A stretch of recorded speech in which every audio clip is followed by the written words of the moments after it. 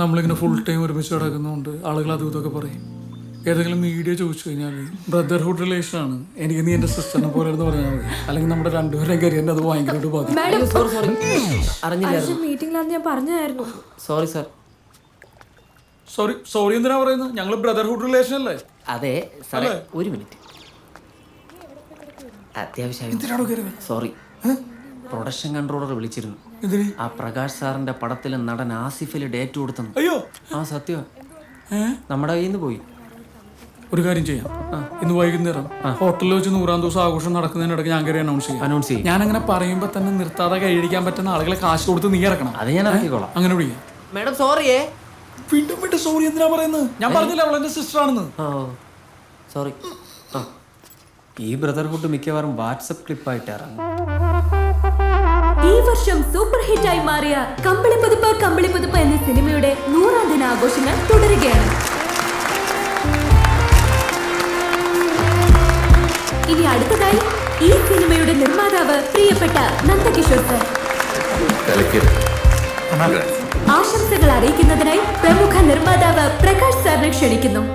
സാധാരണക്കാരന് ആസ്വദിക്കാനുള്ള എന്തൊക്കെയോ ഈ സിനിമയിൽ ഉണ്ടായിരുന്നു. അതാണ് ഈ വിജയം. സാധാരണക്കാരന് മനസ്സിലാകുമ്പോഴാണ് ഓരോ കലാസൃഷ്ടിയുടെയും ആഴവും വ്യാപ്തിയും കൂടുന്നത്. ഈ സിനിമയിൽ വർക്ക് ചെയ്ത പലർക്കും ഇന്നിവിടെ മെമന്റോ കൊടുക്കുന്നത് നിങ്ങൾ കണ്ടു. വർഷങ്ങൾ കഴിഞ്ഞ് ഇതേ മെമന്റോ കാണുമ്പോൾ ഈ സിനിമയുമായിട്ടുള്ള ഒരുപാട് ഓർമ്മകൾ മനസ്സിലേക്ക് ഓടി വരും. അതിനേക്കാൾ എത്രയോ ഇരട്ടി സന്തോഷമാണ് ഒരു സിനിമയിൽ അഭിനയിച്ച് അത് വിജയിച്ച് സ്റ്റേറ്റ് അവാർഡോ ദേശീയ അവാർഡോ ലഭിക്കുമ്പോൾ ഒരു വ്യക്തിക്കുണ്ടാവുന്നത്. എന്റെ സുഹൃത്ത് നന്ദകിഷോർ നിർമ്മിച്ച ഈ സിനിമ ഒരു പക്കാ കൊമേഴ്ഷ്യൽ സിനിമയാണെങ്കിൽ എന്റെ വളരെ പ്രിയപ്പെട്ട ഒരാൾ അഭിനയിച്ച അരികെ ഒരാകാശം ഒരു ക്ലാസ് സിനിമയായിരുന്നു. നിങ്ങളിൽ പലരും അത് കണ്ടു കാണും. അർഹിച്ച വിജയം നേടുന്നതിന് മുമ്പ് ആ സിനിമയ്ക്ക് തിയേറ്റർ വിടേണ്ടി വന്നു. ഞാൻ ഇന്ന് ഇതിവിടെ എന്തുകൊണ്ടാണ് പറയുന്നതെന്ന് വെച്ചാൽ 4 ദിവസങ്ങൾക്ക് ശേഷം ഈ വർഷത്തെ നാഷണൽ അവാർഡ് പ്രഖ്യാപിക്കും. ഞാൻ നേരത്തെ സൂചിപ്പിച്ച ഞങ്ങളുടെ സുഹൃത്ത് പ്രശസ്തനായ നടൻ വളരെ വിനയാന്യുതനായി നമ്മുടെ മുമ്പിൽ തന്നെ ഇരിപ്പുണ്ട്.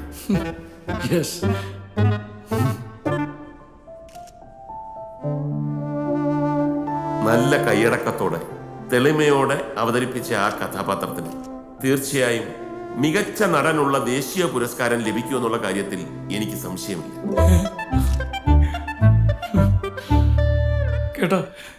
അദ്ദേഹത്തിന്റെ മികച്ച അഭിനയത്തിന് നമുക്ക് ഒന്നിച്ചു കൊടുക്കാം ഒരു വലിയ കൈയടി.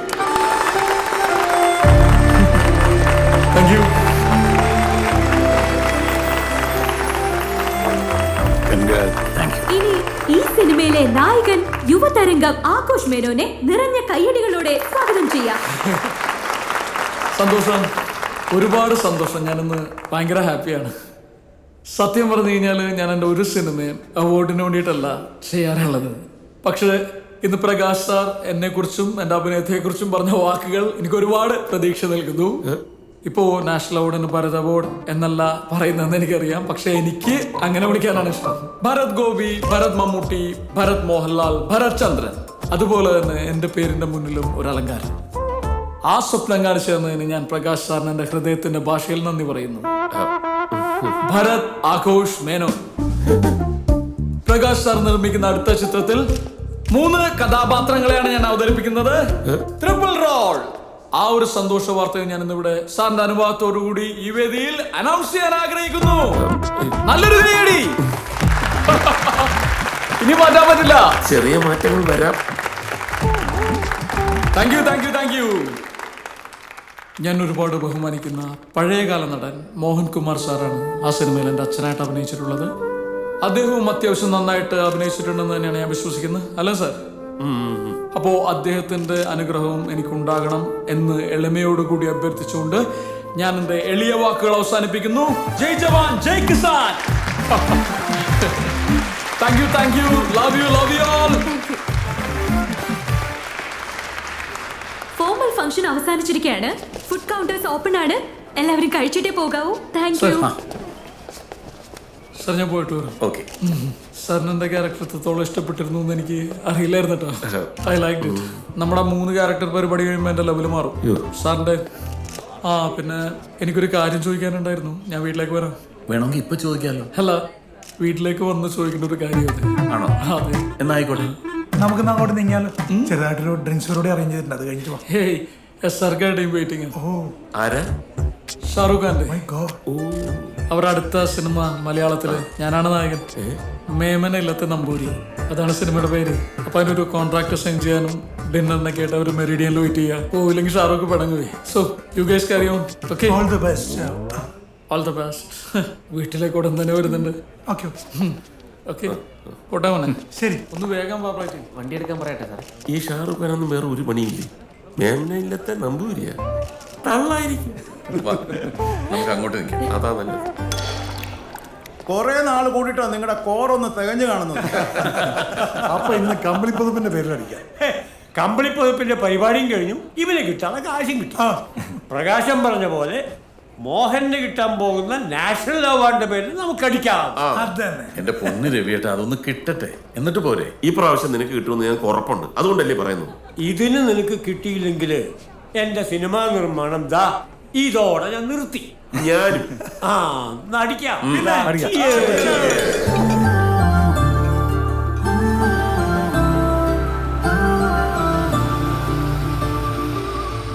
ഞാൻ നിങ്ങളോട് രണ്ടുപേരോടുമായിട്ടൊരു കാര്യം പറയട്ടെ. ഇവിടെ ഇപ്പൊ ഞങ്ങൾ രണ്ടുപേരും മാത്രമല്ലേ ഉള്ളൂ. സാർ ധൈര്യമായിട്ട് പറ. യുവന്മാരൊക്കെ ഈ പറയുന്നത് പോലെ എനിക്ക് ഈ അവാർഡ് കിട്ടുകയാണെങ്കിൽ നമുക്കൊരു യാത്ര പോകണം. ദൂരെ, അങ്ങ് ഒരുപാട് ദൂരെ, ഈ മഞ്ഞും മലകളും ഒക്കെ ഉള്ളൊരു സ്ഥലത്ത്. ഒരുപാട് കാലമായിട്ടുള്ള എൻ്റെ ഒരു മോഹമാണ് അത്. നീയും പറഞ്ഞു വരുമോ? അച്ഛനടിച്ച ബ്രാൻഡ് ഏതാന്നായിരിക്കും കൃഷ്ണനുണ്ണി ഇപ്പൊ ആലോചിക്കുന്നത്. അച്ഛൻ നല്ല ഫിറ്റാ. നീ പോയോ? ദൂരെ ദൂരെ ദൂരത്തായി നമ്മൾ നിൽക്കുന്നെങ്കിലും ആ ദൂരം പോലും ചാരയല്ലേ. ഓക്കെ സാറേ. Okay, good night. Good night. മോളെ. അച്ഛാ, എന്താ എന്താ അച്ഛാ? കിച്ചു! അച്ഛാ! സാറേ, അയ്യോ, അച്ഛാ! അച്ഛാ! എന്താ അച്ഛാ? അച്ഛാ!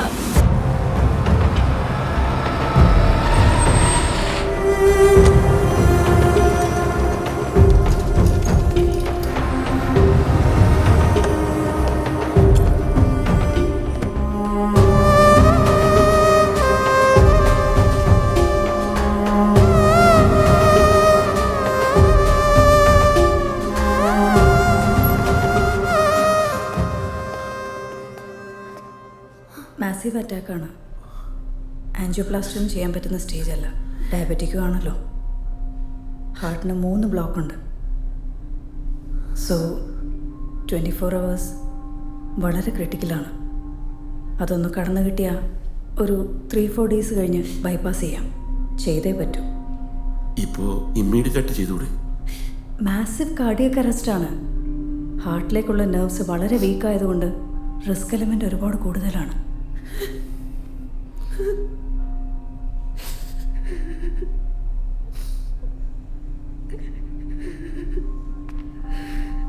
മോളെ, കരയാതിരിക്കുക, പ്രാർത്ഥിക്കുക.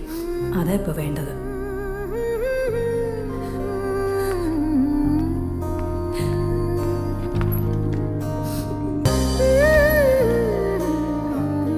സോറി ഡി, ഞാൻ എത്താൻ വൈകി. അത് സാരല്ല, വന്നല്ലോ. ഞാൻ വീട് വരെ ഒന്ന് പോയിട്ട് രാവിലെ തന്നെ വരാം. ഡ്രസ്സൊക്കെ ഒന്ന് മാറണേ. ICUവിൻ്റെ മുമ്പിലുള്ള അറ്റൻഡറിൻ്റെ കയ്യിൽ എൻ്റെ നമ്പർ ഞാൻ കൊടുത്തിട്ടുണ്ട്. എന്തെങ്കിലും അത്യാവശ്യം ഉണ്ടെങ്കിൽ അയാളെന്നെ വിളിച്ചോളൂ. അല്ല, ഒരു അത്യാവശ്യം ഉണ്ടാവില്ല. ശരി, രാവിലെ വരാം. ഞാൻ ഇറങ്ങുകയാണേ.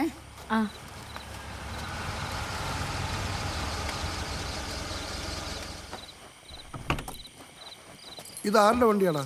അവിടുത്തെ എങ്ങോട്ടാ പൊതിയൊക്കെ ആയിട്ട്? ഓ, ഇത് ഇത്തിരി എണ്ണയും കുഴമ്പുവാടാ. അവനോട് പറഞ്ഞ എന്നും അങ്ങ് സിനിമയല്ലയോ.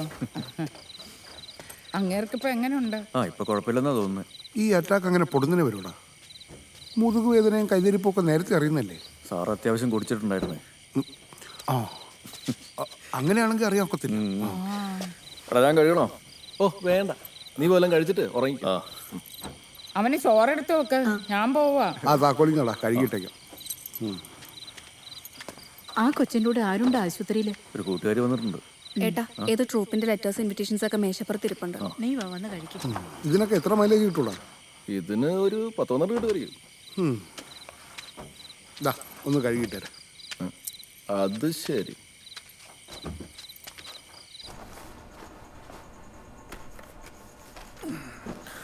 ഞങ്ങളുടെ ട്രൂപ്പായ കൊച്ചും കലാനികത. ഏട്ടാ വാ കഴിക്കാം. ഇത് ഏട്ടൻ്റെ ആണെന്ന് ചോദിക്കാൻ പറഞ്ഞു വലിയേട്ടൻ.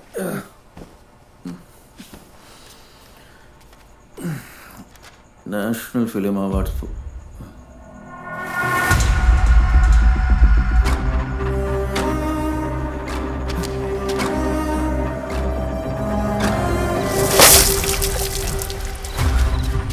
ശോഭി, നിനക്കിത് എവിടെ കിട്ടിയ? എടാ ഇത് കാറിന്റെ സീറ്റിന്റെ അടിയിൽ നിന്ന് കിട്ടിയതാ. ഞാൻ കുറച്ച് ദിവസം മുമ്പ് അത് കഴിയുമ്പോൾ ഞാനിതിൽ സിനിമ എന്നൊക്കെ കണ്ടപ്പോൾ അതിന്റെ ഡാഷ്ബോർഡിൽ വെച്ചിരുന്നു. എന്താ മോനെ, വല്ല കാര്യമുള്ള കടലാസമാണോ?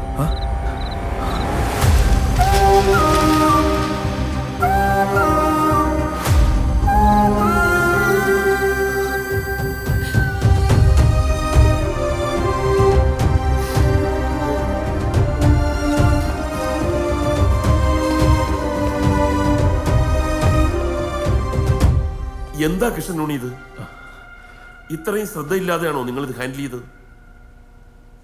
പോലീസ് ചെക്ക് ചെയ്ത കാര്യമൊന്നും അന്ന് എന്നോട് പറഞ്ഞില്ലല്ലോ.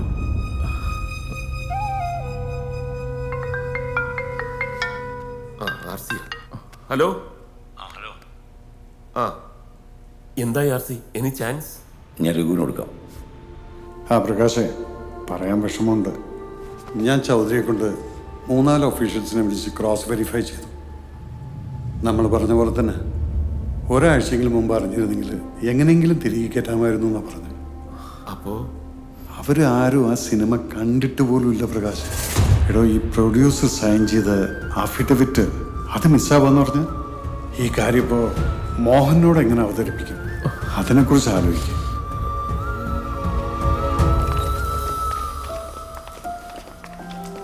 ഐസിയുവിന്റെ പുറത്ത് ആരെങ്കിലും ഒക്കെ കാണുമെന്ന് പറഞ്ഞിട്ട് ആരെയും കണ്ടില്ലല്ലോ. ഒരു പ്രോബ്ലം ഇല്ലാതെ തിരിച്ചു വന്നില്ലേ, പിന്നെ നിനക്ക് അറിയുന്നേ? എനിക്ക് ഒന്നുമില്ലടി. ഈ ഉടുപ്പൊക്കെ ഇട്ടിരിക്കുന്ന കാണുമ്പോൾ തോന്നുന്നു എന്തോ വലിയ അസുഖമാണ്. ഒന്നുമില്ല, ഡ്രിപ്പ് കയറ്റാൻ വേണ്ടി ഇവിടെ ഇങ്ങനെ ഒരു സൂര്യ കുത്തിക്കയറ്റി വെച്ചിട്ടുണ്ട്, അത്രേ ഉള്ളൂ. നിങ്ങളൊക്കെ എന്തെങ്കിലും ഒരു സന്തോഷമില്ലാതെ നിൽക്കുന്നത്? പറഞ്ഞില്ലേ എനിക്ക് ഒന്നുമില്ലെന്നേ. I am all right.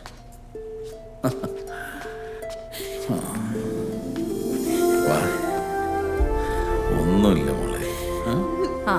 ഇങ്ങനെയാണെങ്കിൽ ഞാൻ തിരിച്ച് ICUലാക്കുവേ. അവൾ എന്നെ ഇതുവരെ ഇങ്ങനത്തെ ഒരു അവസ്ഥയിൽ കണ്ടിട്ടില്ലല്ലോ ഡോക്ടറെ. അതിൻ്റെ ഒന്നുമില്ല മോളെ, കാര്യം കേട്ടോ. അതെ, മറ്റന്നാളാണ് ബൈപ്പാസ് ഫിക്സ് ചെയ്തിരിക്കുന്നത്. യാതൊരു രീതിയിലും ടെൻഷൻ കൊടുക്കരുത്. ഇനി ആരെത്ര വലിയ ടെൻഷൻ തന്നാലും എനിക്ക് ഏക്കില്ല ഡോക്ടറെ. എൻ്റെ ഉള്ളിൽ നിറച്ച് സന്തോഷമാണ്. നാളെ എൻ്റെ ജീവിതത്തിലെ ഏറ്റവും വലിയ ദിവസമല്ലേ, അവാർഡ് പ്രഖ്യാപിക്കുന്ന ദിവസം. ഇവനെ എത്ര കിടന്ന് ഓടിയതാ, ഏതായാലും അതിൻ്റെ റിസൾട്ട് കിട്ടാതിരിക്കില്ല, അല്ലടാ? നഴ്സുമാർ പറയായിരുന്നു സെഡേഷനിൽ പോലും അവാർഡിനെ കുറിച്ചാണ് പറഞ്ഞുകൊണ്ടിരുന്നതെന്ന്.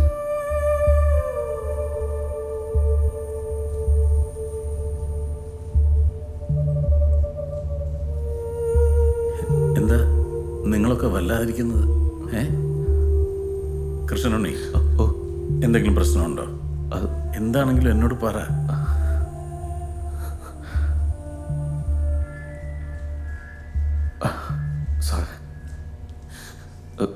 ചെറിയൊരു എന്താ കൃഷ്ണനുണ്ണി, ചെറിയൊരു അവാർഡിലൊക്കെ എന്തിരിക്കുന്നു? ഹെൽത്ത് അല്ലേ പ്രധാനം, അല്ലേ? അല്ല, എനിക്കിപ്പോൾ അങ്ങനെയല്ല. ജീവിതത്തിൽ എനിക്ക് സിനിമ കഴിഞ്ഞാൽ വേറെ എന്തും ഉണ്ടായിരുന്നുള്ളൂ. ഞാൻ ആ കഴിഞ്ഞ 10-30 വർഷമായിട്ട് അത് വെറും ഒരു സ്വപ്നം മാത്രമായിട്ട് കഴിച്ചു കൂട്ടിയത്. അങ്ങനെയുള്ള എനിക്ക് ദൈവം അറിഞ്ഞു തന്നതാ ഈ ക്യാരക്ടർ. അതിന് കിട്ടാൻ പോകുന്ന ഏറ്റവും വലിയ അംഗീകാരം ഇത്. എനിക്കിപ്പോൾ അതാ പ്രധാനം. നിങ്ങൾക്കൊക്കെ ചിലപ്പോൾ ഇതൊരു അതിമോഹമായിട്ട് തോന്നാം. എനിക്കങ്ങനെയല്ല. എനിക്കങ്ങനെയല്ല.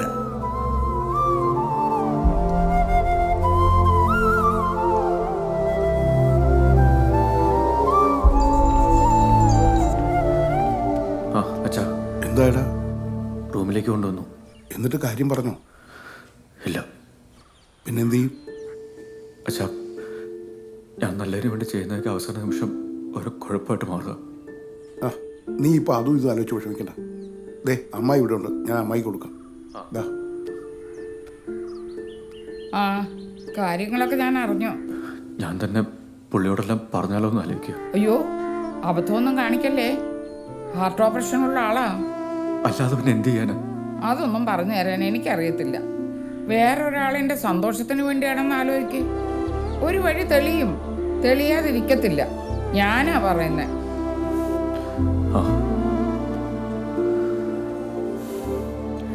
ഈ ICUവിൽ കിടക്കുന്നവർ സമ്മതിക്കണം കേട്ടോ. നടുക്കടലിൽ പെട്ട പോലെ. TV ഇല്ല, ന്യൂസും ഇല്ല, നമുക്കൊന്നും അറിയാൻ പറ്റില്ല. നിങ്ങൾക്കൊക്കെ എന്താ മോളെ ഒരു സന്തോഷമില്ലാത്തത്? ഡോക്ടർ വേറെ എന്തെങ്കിലും കുഴപ്പം പറഞ്ഞോ? അച്ഛ, വെറുതെ ആവശ്യമില്ലാത്തൊന്നും ആലോചിച്ച് കൂട്ടല്ലേ. അച്ഛനിവിടെ ആശുപത്രിയില്ല. അതിൻ്റെതായ സങ്കടം ഇവിടെ എല്ലാവർക്കും ഉണ്ട്. ആ സങ്കടം വേണ്ടെന്നേ അച്ഛൻ പറയുന്നുള്ളൂ.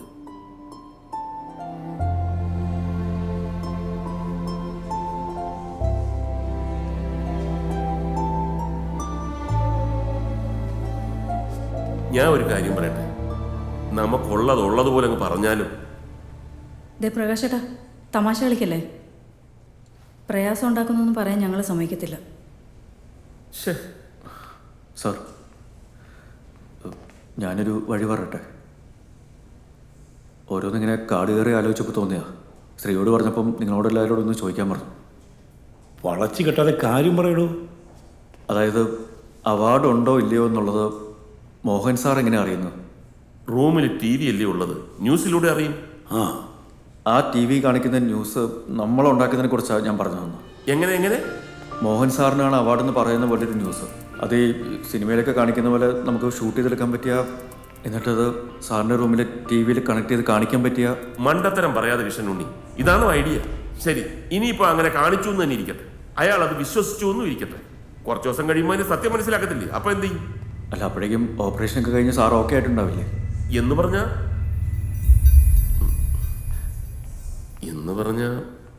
അല്ല, ഈ പറഞ്ഞ പോലെയൊക്കെ കാര്യങ്ങൾ പ്രൊസീഡ് ചെയ്യുകയാണെങ്കിൽ നാളെ വൈകുന്നേരത്തിന് മുമ്പേ ഇത് ഒപ്പിച്ചെടുക്കാൻ പറ്റുമോ? ശ്രമിച്ചു നോക്കാം സാറേ, എങ്ങനെയെങ്കിലും നടത്തിയെടുക്കാം.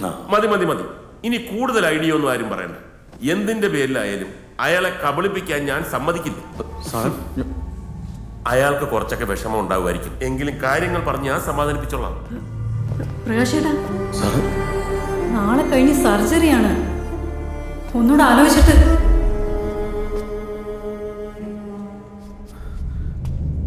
സാറേ, എൻ്റെ കയ്യിൽ നിന്ന് വന്ന അബദ്ധമാണ് സാറേ. എൻ്റെ കൂടെ ശ്രദ്ധ കുറവാണ്. മോഹൻ സാർ സന്തോഷമായിട്ട് ഓപ്പറേഷൻ പോട്ടെ. ബാക്കിയെല്ലാം നമുക്ക് വഴി നടത്തി വെച്ച് കാണാം. Sir please.